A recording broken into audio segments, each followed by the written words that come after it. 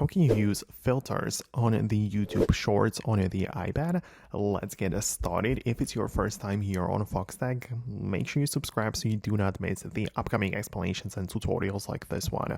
Okay, so YouTube Shorts on the iPad, well, we don't really have the direct or straightforward ability to upload shorts from the iPad, right? Like if you go to your phone's YouTube app and go to the plus button, you can easily upload the shorts, and you can as well add things like effects or whatever adjustment you really want, right? You can go here and add some filters or whatever you like.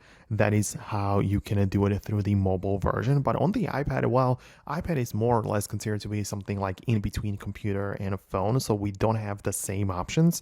It looks more like a computer when you try to upload stuff, right? You can go with the regular video post or live, but we still kind of have the ability to upload shorts, because if you upload the regular vertical video and add the hashtag shorts, to the description, then it will be recognized as the short form content, but it kind of like doesn't give us the ability to add any filters. So if you are using iPad only and you want to add filters to your vertical short videos, I personally like to do it through a video editor even before I publish it on any platform. This applies to TikTok or Instagram Reels, whatever.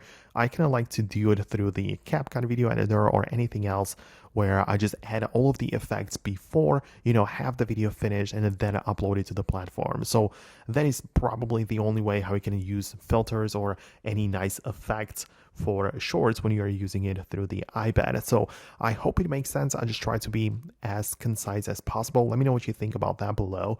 Thanks a lot for watching, and I hope to see you later in the next videos too.